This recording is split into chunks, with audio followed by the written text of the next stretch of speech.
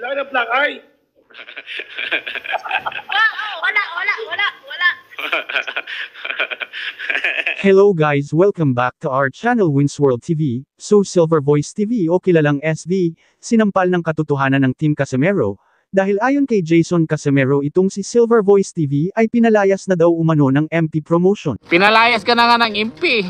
Yung sinasabi mong MP, sa totoo lang walang MP. Puro lang MP sinasabi.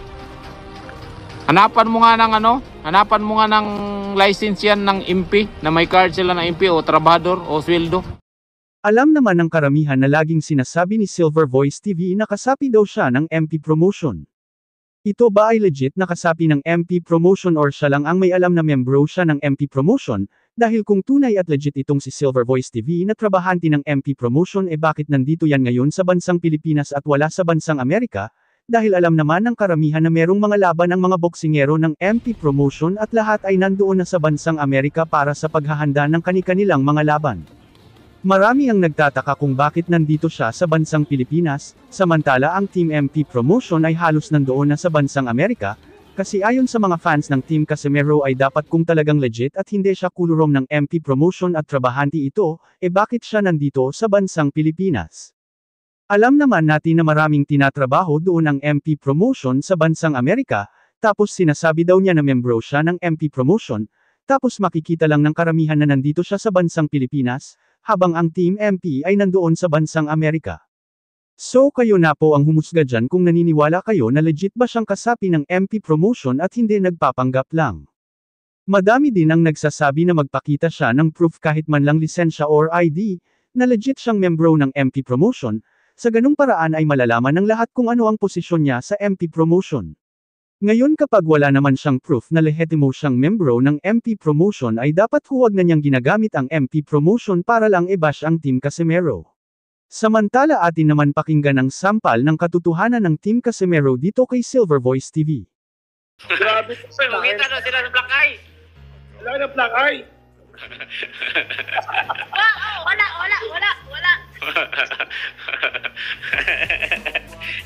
Wala dapat may ito papa.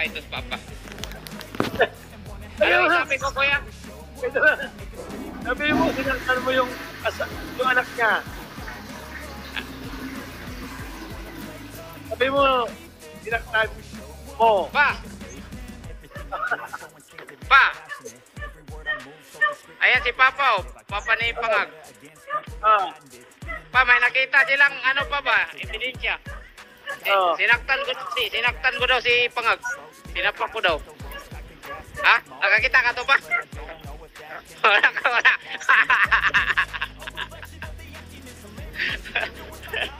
Ayaw, kamukha ni Ryan, no, Papa.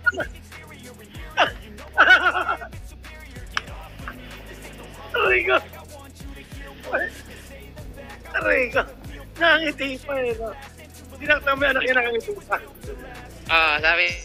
Sabi ko, nakita mo pa siya, wala. Natuwa pa Ha? Mga AI lang yung tatay niya. AI lang yun AI.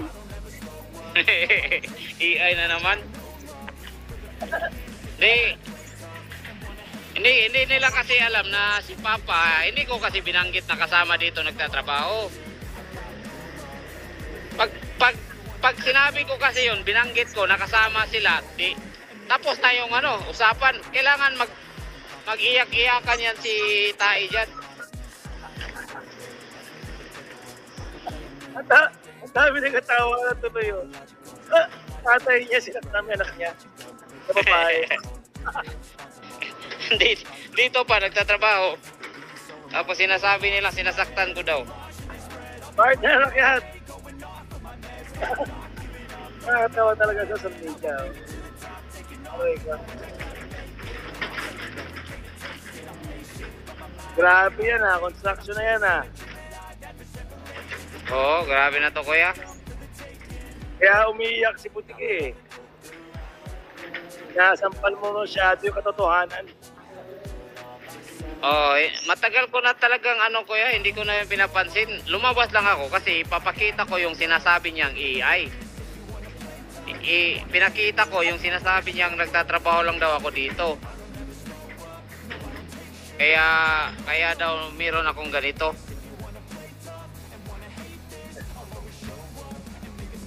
Ngayon, nalaman na nila na ang papa ni Lugas, isa pala dito sa nagtatrabaho. So, paano ko sinaktan? Paano ko sinaktan si Pangag? Hindi. Sabihin natin sinaktan mo. Pagsumbong na sila sa pulis or sa Bausi. Sa Bausi, sa pulis, kay Rapitolpo, sa Umbrella pa nga. Amen. Okay, boy.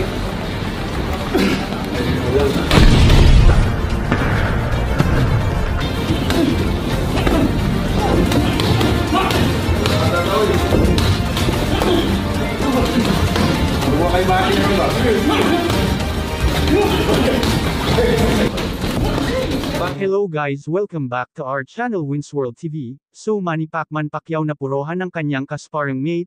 Kitang-kita nga dito na talagang malakas at may angkin itong lakas ng kamao itong sparring mate ni Manny Pacquiao. Ito ating panuurin ang kanilang sagupaan.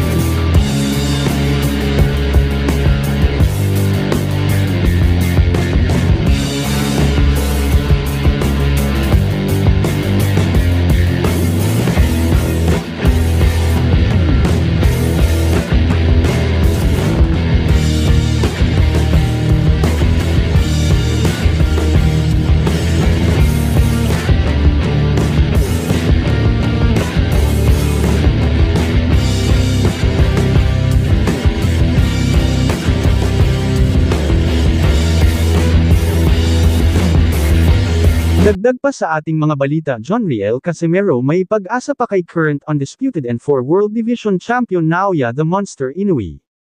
Ayon ito sa former Japanese Super Bantamweight Champion na si King Gwaki, ayon sa kanyang palagay ay pagkatapos ng laban ni Naoya Inoue kontra Muradjan Akhmadaliev ay isusunod na niya itong si former 3 World Division Champion Cuadro Alas Angas ng Pinas John Riel Casimero, dahil naniniwala itong si Gwaki na tanging si John Riel Casimero lang ang natitirang malakas sa division ng Super Bantamweight at kayang pabagsakin si Naoya Inoue.